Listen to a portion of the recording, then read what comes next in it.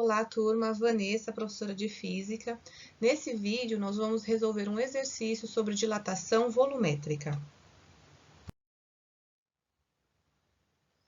O que nós já estudamos sobre dilatação? Nós vimos que a dilatação acontece devido ao aquecimento do material, à expansão deste, devido ao aumento de vibração das partículas do corpo, e nós podemos estudar a dilatação em 3 dimensões. Em uma única dimensão, nós chamamos de dilatação linear. A dilatação linear, o ΔL, ele é proporcional ao tamanho inicial do corpo estudado, vezes o coeficiente de dilatação linear, porque cada material ele dilata de forma diferente para cada variação de temperatura. Então, quem traz essa característica, as propriedades do material, é este número chamado coeficiente de dilatação linear, vezes a variação de temperatura, pois quanto maior a variação de temperatura, maior a dilatação do corpo. Em 2 dimensões, nós vamos para a dilatação superficial. Então, nós temos que a dilatação na área, na superfície, vai ser a área inicial, vezes o beta, que é o coeficiente de dilatação superficial. Estamos estudando 2 dimensões, então, o beta é igual a 2 vezes o alfa, que é o coeficiente de dilatação linear, vezes a variação de temperatura.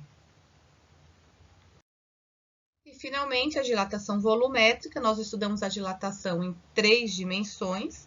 Então, variação volumétrica será o volume inicial vezes o gama, que por sua vez será igual a 3 vezes o alfa, vezes a variação de temperatura. Vamos à resolução de um exercício sobre dilatação volumétrica. O enunciado ele diz o seguinte: um paralelepípedo a 10 graus Celsius, então nós temos uma temperatura inicial de 10 graus Celsius, possui dimensões iguais a 10 por 20 por 30 centímetros. Então, se nós multiplicarmos esses 3 valores, nós teremos o volume em centímetros cúbicos.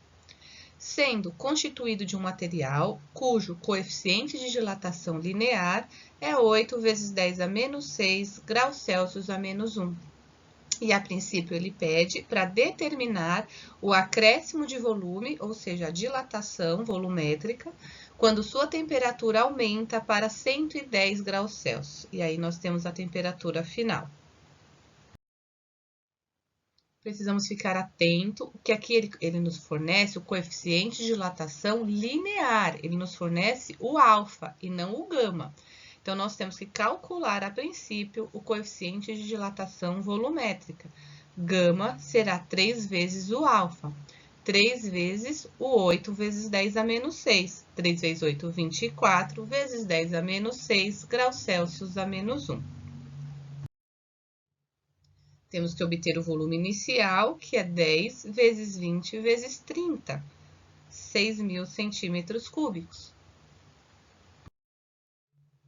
E, finalmente, poderemos calcular a dilatação volumétrica do paralelepípedo, o ΔV, que será o volume inicial, 6.000 centímetros cúbicos, vezes o coeficiente de dilatação volumétrica, 24 vezes 10 a menos 6, graus Celsius a menos 1, vezes a variação de temperatura, temperatura final menos temperatura inicial.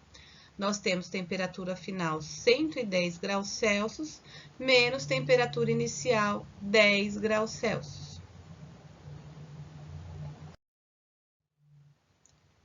6.000 vezes 24 vezes 10 a menos 6, 144.000, copiou a potência de 10, vezes 110 menos 10, vezes 100. 144.000 vezes 100, 14.400.000, vezes o 1 por 1 milhão, que é o mesmo que o 10 a menos 6.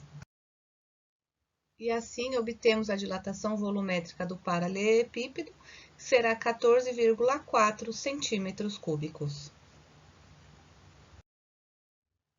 Uma vez solucionado o item A, vamos para o item B, que nos é solicitado o volume final do paralelepípedo após a dilatação. O volume final nada mais é do que o volume inicial mais o aumento do tamanho em volume. Volume final é o volume inicial, que era 6.000 centímetros cúbicos, mais o quanto aumentou de tamanho, em volume, que foi 14,4 centímetros cúbicos, valor obtido no item A.